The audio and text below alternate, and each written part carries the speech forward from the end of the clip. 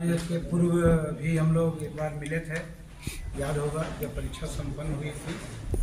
Chairman sir ने खुद संबोधित किया था आप सबको और परीक्षा से संबंधित सारी प्रक्रिया को विस्तार रूप में वीडियो रिकॉर्डिंग के साथ आपको दिखाया गया था। हाल के दिनों में पुनः आपने देखा होगा कि जब से डॉक्यूमेंट वेरिफिकेशन का प्रोग्राम आयोग के द्वारा निकाला गया है, कुछ लोग समाज में, छात्रों के बीच में, अभ्यर्थियों के बीच में तरह तरह की भ्रांतियां फैला रहे हैं। तो इसी से संबंधित ये आयोग का जो पक्ष है वो हम लोग स्पष्ट करेंगे। तो हम एक बनाए हुए हैं, उसको मैं पढ़ देता हूँ शुरू से ताकि आपको रिकॉर्ड में हो जाए। दिनांक 21/9 और 22/9 को 823 परीक्षा केंद्रों पर कुल 3,04,694 अभ्यर्थी शामिल हुए थे। उक्त परीक्षा से संबंधित परिवाद पत्र 26/9 को राज्यपाल सचिवालय से प्राप्त हुआ था। उपरोक्त परीक्षा में प्रश्न पत्र लीक से संबंधित परिवाद पत्र कुछ कोचिंग संचालकों के द्वारा राज्यपाल सचिवालय को 25/9 को और जेएसएससी कार्यालय में 26/9 को सौंपा गया, लेकिन जांच का इंतजार किए बिना 26/9 को और 30/9 को सक्षम पदाधिकारी को बगैर सूचित किए और बगैर अनुमति प्राप्त किए सैकड़ों की संख्या में आयोग कार्यालय के समक्ष भीड़ इकट्ठा किया गया। पत्थरबाजी भी घटना घटी, जिसमें कई पदाधिकारी घायल भी हुए, प्राथमिकी भी दर्ज कराई गई। और उन लोगों ने जो आरोप पत्र में, परिवाद पत्र में जो 5 आरोप लगाए थे और साक्ष्य के समर्थन में एक सीडी और एक पेन ड्राइव समर्पित किया था। आप सबने देखा होगा, उस समय भी हमने नोटिस किया था उनको। सीडी ब्लैंक पाया गया था और खुद एक्सेप्ट भी किया है उन्होंने। परिवाद पत्र दायरकर्ताओं को हम लोगों ने शपथ पत्र के माध्यम से मांगा था कि मूल डिवाइस, मूल मोबाइल जिससे ये फोटोग्राफ जो किया गया वो उपलब्ध कराएं, लेकिन उसका अनुपालन उनके द्वारा नहीं किया गया। परिवाद पत्र में प्रश्न पत्र लीक होने का आरोप लगाया गया था, लेकिन उसके साक्ष्य में कुछ प्रश्नों के उत्तर, वायरल उत्तर उपलब्ध कराए गए थे, जिसका फोटोग्राफ मेरे पास है। आप चाहेंगे तो मैं दिखा दूंगा।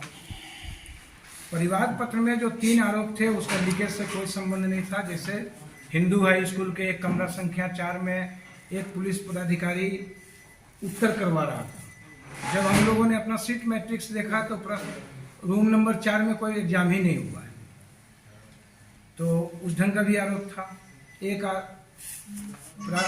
कुछ प्रश्नों के उत्तर परीक्षा से पहले लीक होने के संबंध में जो संलग्न फोटो और वीडियो दिया गया, उस वीडियो और फोटो को आप भी देखेंगे, कोई भी पत्रकार अगर चाहेंगे देखना तो मैं व्यक्तिगत रूप से दिखा दूंगा। उसमें एडिटिंग स्पष्ट है।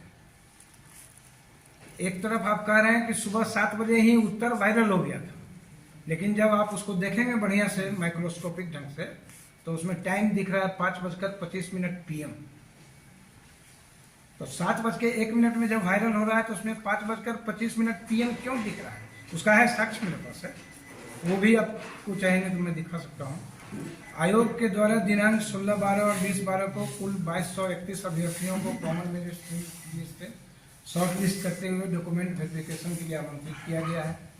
परीक्षा में सभी शामिल अभ्यर्थियों के ओएमआर की जांच और अंतिम परिमार्जित उत्तर कुंजी के आधार पर मूल्यांकन किया गया है।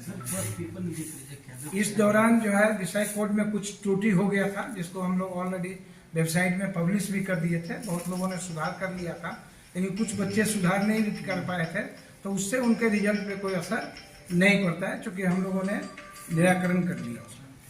किसी भी परीक्षा और मूल्यांकन के उपरांत जो है केंद्रवार, जिलावार परिणाम का विश्लेषण किया गया। किसी भी परीक्षा केंद्र में विसंगति नहीं पाई गई है।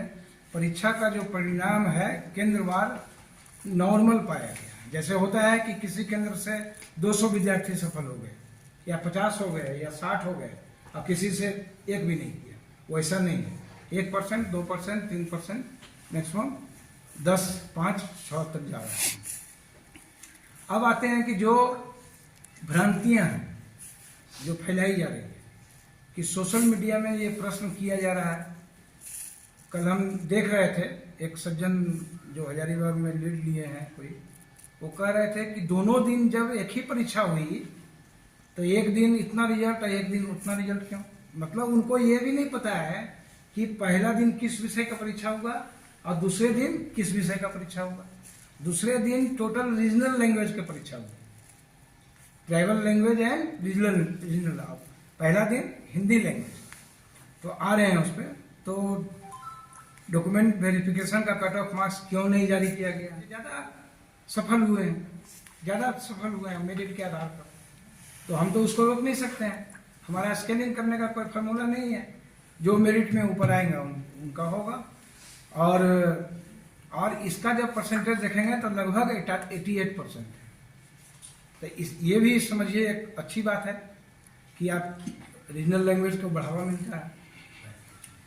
प्रमाण पत्र की जांच के लिए कुल 2231 उम्मीदवार आमंत्रित किए गए हैं, जिसमें 2145 लगभग 96% झारखंड राज्य के निवासी।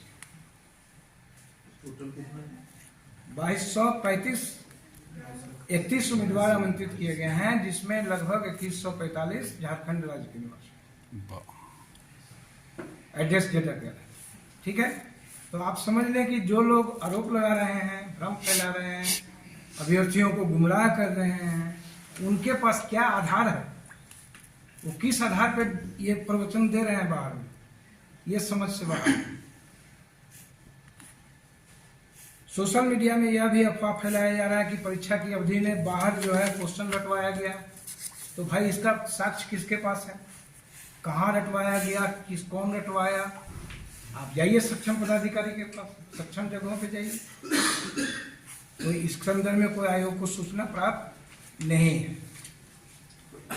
प्रमाण पत्रों के जांच के उपरांत सूचना प्रकाशित होने के बाद एक और जानकारी आपको दे दें कि हम लोग को ईमेल के माध्यम से आयोग के पदाधिकारियों और कर्मचारियों को जान से मारने की धमकी प्राप्त हुई, जिसकी ईमेल के माध्यम से दे दिया है सक्षम पुलिस पदाधिकारी। उनकी हाँ, अब ये सब तो इन्वेस्टिगेशन सब भेज दिया है। नाम क्या है क्या? नहीं, आईडी नेम है सम फलाना, ये और आईडी नेम है और बहुत उसमें गाली गलौज सब का इस्तेमाल भी किया है। परीक्षा को कदाचार मुक्त करने के लिए सभी परीक्षा केंद्रों पर प्रत्येक कमरे में कम से कम 2 वीक्षक, मतलब लगभग 26,000 की प्रतिनियुक्ति की गई थी। परीक्षा केंद्र के लिए परीक्षा ऑब्जर्वर पहली बार बनाया गया है आयोग के इतिहास में। बाकी चीज तो आपको दिखाई चुके हैं सर के उपस्थिति में। स्टैटिक दंडाधिकारी, पेट्रोलिंग मजिस्ट्रेट, आप इमेजिन नहीं करेंगे 15,991 हम लोगों ने सीसीटीवी इंस्टॉल कराया। और आपको पिछली बार ये दिखा दिए थे कि जो एडहेसिव बैग है उसको आप फाड़ नहीं सकते, पूरे सभी मीडिया बंधु। इस तरह से सभी 823 परीक्षा केंद्रों पर कदाचार मुक्त और शांतिपूर्ण परीक्षा संपन्न हुई है। यही हमारा पक्ष है।